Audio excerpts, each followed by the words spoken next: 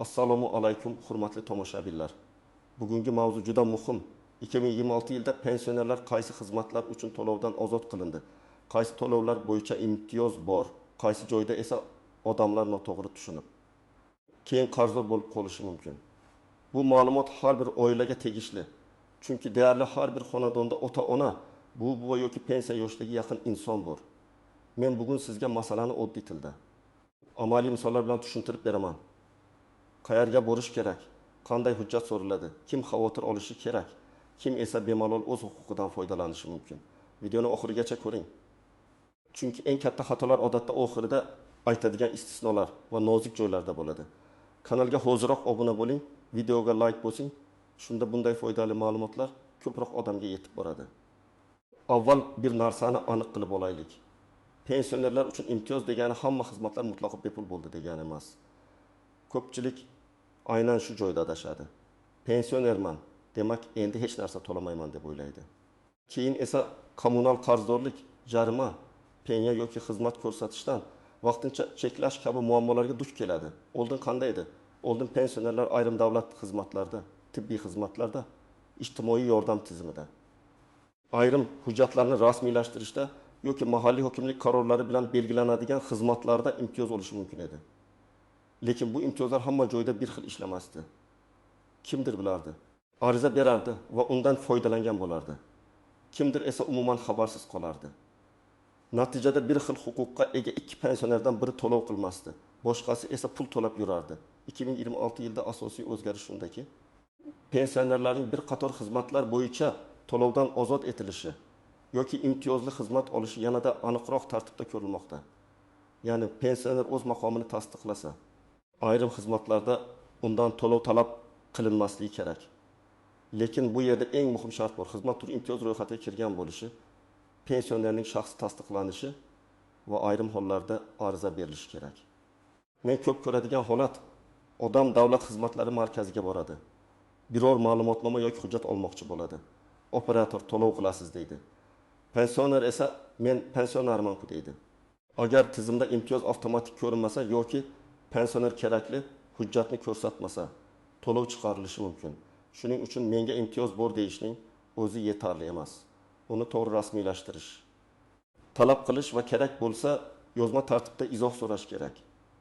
Endi eng muhim savolga o'tamiz. Pensionerlar qaysi xizmatlar bo'yicha to'lovdan ozod bo'lishi mumkin? Birinchi yo'nalish davlat xizmatlari va ma'lumotnomalar. Pensionerlar ayrim davlat xizmatlari markazlarida ko'rsatiladigan xizmatlar bo'yicha davlat boji yoki yig'imdan ozod qilinishi mumkin. Bu odatda ijtimoiy himoya, pensiya, nafaqa, nogironlik, tibbiy ijtimoiy ekspertiza, yashash joyi, oilaviy holat yoki boshqa ijtimoiy ahamiyatga ega ma'lumotlarni olish bilan bog'liq bo'ladi. Masalan, 18 yoshli pensioner onaxon pensiya miqdorini tasdiqlovchi ma'lumotnoma olish kerak bo'lsa, bu xizmat ijtimoiy mazmunga ega bo'lgani uchun undan to'lov olinmasligi yoki imtiyoz qo'llanishi mumkin. Oddiy misol keltiraman. Faraz qilaylik, Toshkent viloyatida yashovchi 72 yoshli otaxon sanatoriyga navbatga turish uchun pensiya olishi haqida ma'lumotnoma tibbiy xulosa va ijtimoiy himoya bo'limidan tasdiq kerak. Agar har bir hujjat uchun 20 ming, 30 ming, 40 ming so'mdan to'lov chiqsa, pensioner uchun bu katta summa bo'ladi. Ayniqsa pensiyasi 900 ming yoki 1 million 200 ming so'm atrofida bo'lgan odam uchun 100 ming so'm ham sezilarli. Shu sababli ijtimoiy yo'nalishdagi ayrim xizmatlarda pensioner maqomi asosida to'lovdan ozod etish katta yordam beradi. Ikkinchi yo'nalish tibbiy xizmatlar. Davlat tibbiyot muassasalarida pensionerlar uchun ko'plab xizmatlar bepul yoki imtiyozli tartibda ko'rsatiladi. Bu poliklinikadagi ko'riklar, oilaviy shifokor qabuli, ayrim laborator tekshiruvlar, profilaktik ko'riklar. Keksalar uchun dispanser nazorati, ayrim dori-darmonlar bo'yicha imtiyozlar bo'lishi mumkin. Lekin bu yerda juda muhim farq bor. Davlat muassasasidagi bepul xizmat boshqa, xususiy klinikadagi pullik xizmat boshqa. Masalan, 66 yoshli ayol qon bosimi, qandli diabet va yurak muammosi bilan poliklinikada ro'yxatda turadi. Oilaviy shifokorni kardiologga yo'llaydi. Kerakli tahlillarni yozadi. Agar bu xizmat davlat kafolatlangan tibbiy yordam doirasida bo'lsa, u bepul bo'lishi kerak. Lekin shu ayol xususiy klinikaga borib, men pensionerman, meni bepul ko'ring desa, klinika majbur emas.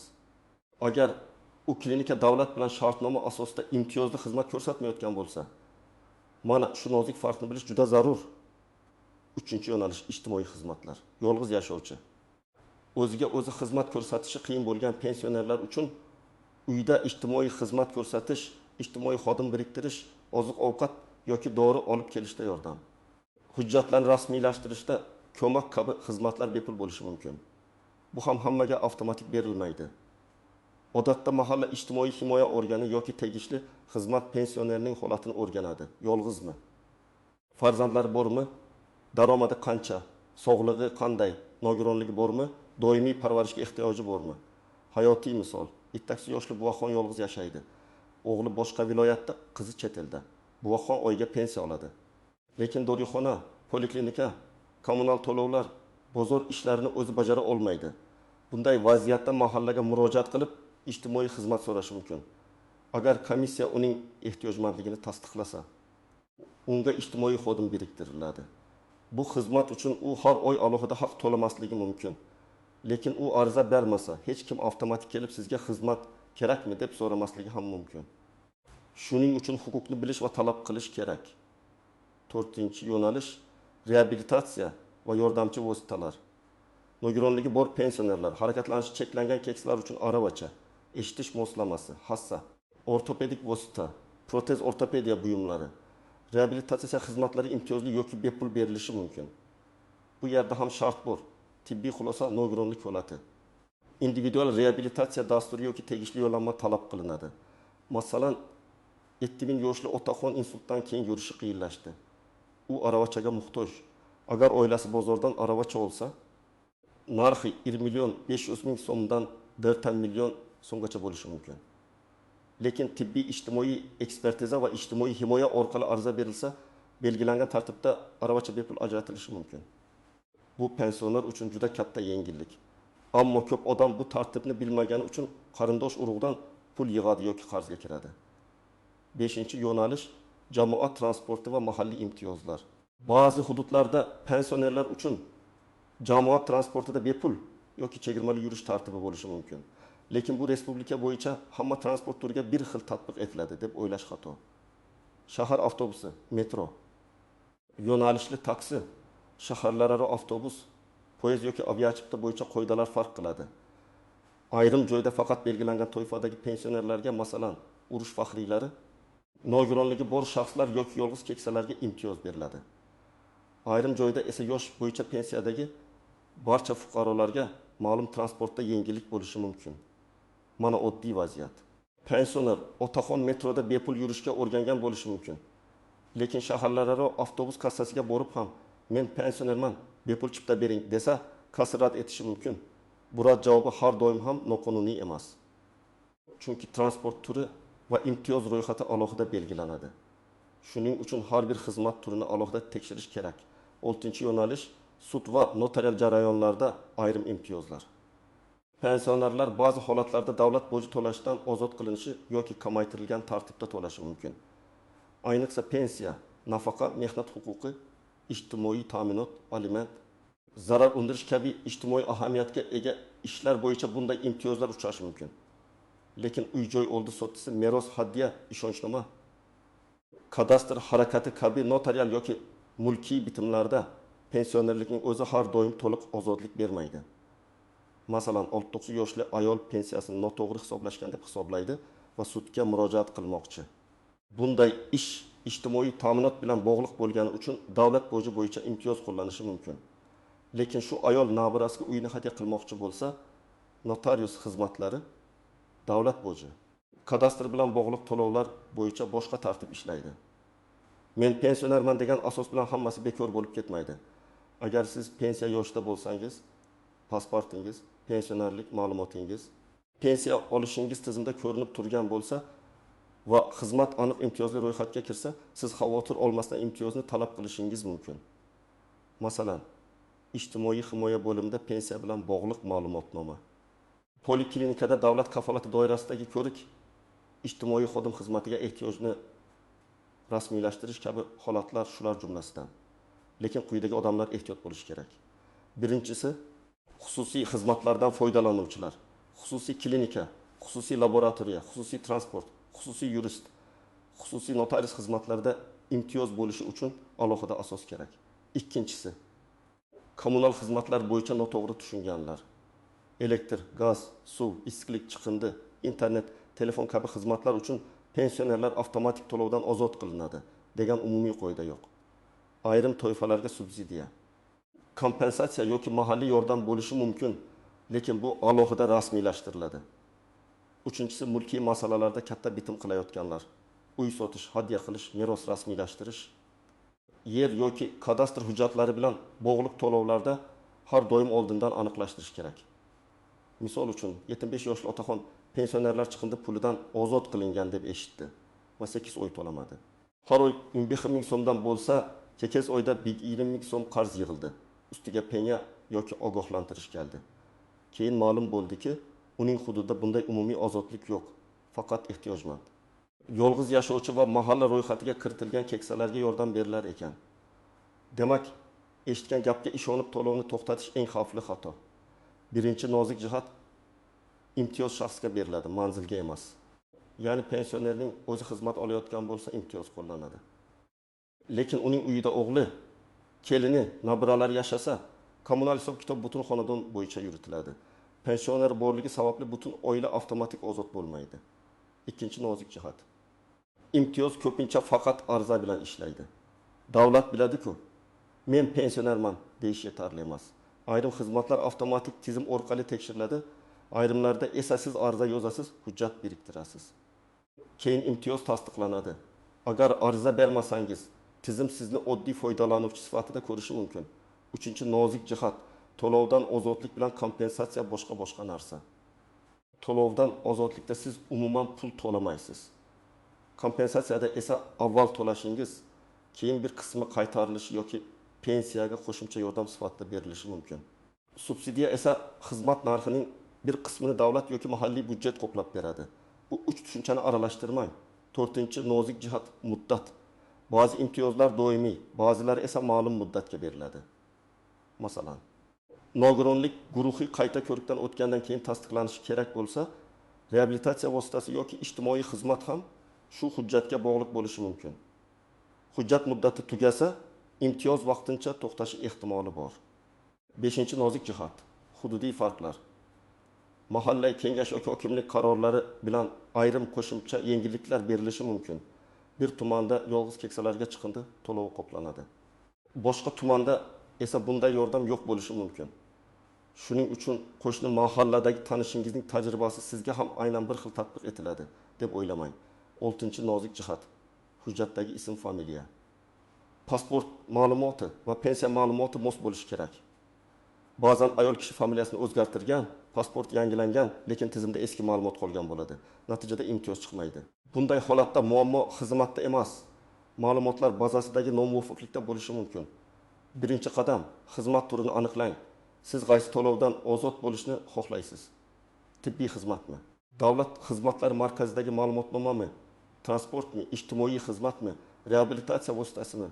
Sud yoki notarial jarayonmi? Har birining tartibi alohida. Pensionerlar hammasidan ozod degan umumiy gap bilan ish bitmaydi. Ikkinchi qadam, hujjatlarni tayyorlang. Odatda pasport yoki ID karta pensionerlikni tasdiqlovchi ma'lumot, pensiya olish haqida ma'lumotnoma. Yashash joyi bo'yicha ma'lumot, agar kerak bo'lsa, tibbiy xulosa, nogironlik ma'lumoti, mahalla tavsiyanomasi yoki ehtiyojmandlikni tasdiqlovchi hujjat kerak bo'ladi. Hujjatlarni oldindan suratga olib telefoningizda saqlab qo'ying. Lekin asl nusxani ham olib yuring. 3-qadam, murojaat qiladigan joyni to'g'ri tanlang. Davlat xizmatlari bo'yicha davlat xizmatlari markaziga yoki may.gov.uz orqali elektron murojaat qilasiz. Tibbiy xizmat bo'yicha oilaviy poliklinika, oilaviy shifokor yoki tuman tibbiyot birlashmasiga borasiz. Ijtimoiy xizmat bo'yicha mahalla, inson ijtimoiy xizmatlar markazi yoki tuman ijtimoiy himoya organiga murojaat qilasiz. Reabilitatsiya vositalari bo'yicha tibbiy xulosa va ijtimoiy himoya tizimi orqali ariza berasiz. Transport imtiyozi bo'yicha esa transport boshqarmasi, metro yoki avtobus korxonasi ma'lumot xizmatidan aniq qoidani so'raysiz. 4-qadam, og'zaki gap bilan cheklanib qolmang. Agar sizdan to'lov talab qilinsa, muloyimlik bilan pensionerlar uchun imtiyoz qo'llanadimi? qaysi normativ hujjat asosida to'lov chiqyapti? Iltimos, yozma tartibda tushuntirib bering deb so'rang. Ko'pincha odamlar shunchaki uyalib indamay to'laydi. Lekin siz haqorat qilmasdan, janjal qilmasdan qonuniy savol berishga haqlisiz. 5-qadam, chek va kvitansiyani saqlang. Agar siz to'lov qilsangiz, kvitansiyani tashlab yubormang. Keyin imtiyoz qo'llanishi kerak bo'lgani aniqlansa, ortiqcha to'langan summani qaytarish masalasi ko'tarilishi mumkin. Masalan, sizdan 6000 so'm davlat boji olingan. Keyin esa siz bu to'lovdan ozod bo'lishingiz kerakligi ma'lum bo'ldi. Chek bo'lmasa, isbotlash qiyinlashadi. 6-qadam. Yaqinlaringizga tushuntiring. Ko'p pensionerlar internetdan foydalanmaydi. Davlat xizmatlari markaziga borishga qiynaladi, hujjat nomlarini tushunmaydi. Farzandlar, nabiralar, qo'shnilar yordam berishi kerak. Agar siz bu videoni ko'rayotgan bo'lsangiz, ota-onangiz yoki buvangizning hujjatlarini bir marta tekshirib qo'ying. Ular qaysi imtiyozlardan foydalanmayotganini aniqlang. 7-qadam. Qarzdorlikni o'zboshimchalik bilan to'xtatmang. Ayniqsa gaz, elektr, suv, chiqindi, issiqlik, internet va telefon bo'yicha. Avval rasmiy tasdiq oling. Siz aynan shu xizmat uchun ozod qilinganmisiz yoki yo'qmi? Agar ozod qilinmagan bo'lsangiz, to'lovni to'xtatish qarzni ko'paytiradi. Agar imtiyoz bo'lsa, bu hujjat bilan rasmiylashtiring. 8-qadam. Rad javobini tekshiring. Agar sizga imtiyoz yo'q deyishsa, darhol taslim bo'lmang. Ba'zan xodim bilmasligi mumkin, ba'zan tizimda xato bo'lishi mumkin. Ba'zan esa haqiqatan ham sizning holatingizga imtiyoz tatbiq etilmaydi. Farqini bilish uchun yuqori tashkilotga ishonch telefoniga yoki yozma murojaat orqali aniqlik kiriting. Yana bir amaliy misol. Taqamdagi yoshli guvohon tibbiy ko'rik uchun xususiy laboratoriyada 2 marta 1000 so'm to'ladi. Keyin poliklinikadagi shifokor bu tahlillar davlat muassasasida bepul qilinishi mumkinligini aytdi. Bu yerda pulni qaytarish qiyin. Chunki u xususiy xizmatni ixtiyoriy olgan. Agar u avval oilaviy shifokorga kirganda yo'llanma olib bepul tekshiruvdan o'tishi mumkin edi. Demak, har doim avval davlat tizimidagi yo'lni tekshiring, keyin xususiy xizmatga boring. Yana bir misol. 67 yoshli otaxon pensiya hujjati uchun davlat xizmatlari markaziga bordi. Tizim unga to'lov chiqardi. O'g'li operatorga pensionerlik ma'lumotini ko'rsatdi va imtiyoz bor yo'qligini so'radi. Tekshiruvdan keyin ma'lum bo'ldiki, otaxonning pasport ma'lumoti yangilangan, pensiya bazasida eski hujjat raqami qolgan. Ma'lumot to'g'rilangach, imtiyoz qo'llandi. Agar ular indamay to'laganda masala yopilib ketardi. Xulosa shuki, 2026 yilda pensionerlar uchun bir qator xizmatlarda to'lovdan ozod bo'lish yoki imtiyoz olish imkoniyati bor. Eng ko'p uchraydigan yo'nalishlar: ijtimoiy xizmatlar, davlat xizmatlaridagi ayrim ma'lumotnomalar, davlat tibbiyotidagi kafolatlangan xizmatlar, reabilitatsiya vositalari, ayrim sud va huquqiy jarayonlar, shuningdek hududiy transport yoki mahalliy yordam turlari. Lekin eng muhim ogohlantirish: hamma to'lovlar avtomatik bekor bo'lmaydi. Kommunal xizmatlar, xususiy klinikalar, mulkiy bitimlar, notarial harakatlar, transportning ayrim turlari bo'yicha alohida tartib bor. Shuning uchun har bir xizmat bo'yicha rasmiy aniqlik kiriting, ariza bering, hujjatlarni tayyorlang va cheklarni saqlang. Agar siz pensioner bo'lsangiz yoki oilangizda pensioner yaqinlaringiz bo'lsa, bugunoq 3 ta ishni qiling. Hujjatlarni tekshiring, qaysi imtiyozlarga haqli ekanini aniqlang. Kerakli tashkilotga murojaat qiling. Ba'zan birgina arza odamning o'yiga 10 minglab, yiliga esa 100 minglab so'm ortiqcha xarajatlardan saqlab qoladi. Sizning hududingizda pensionerlar qaysi xizmatlardan bepul foydalanmoqda? Sizdan to'lov talab qilishganmi yoki imtiyoz berishganmi? Tajribangizni izohlarda yozing. Boshqalarga ham foydasi tegadi. Videoga like bosing. Kanalga obuna bo'ling va yaqinlaringizga yuboring. Chunki bu ma'lumot bir pensionerning pulini, vaqtini va asabini asrab qolishi mumkin.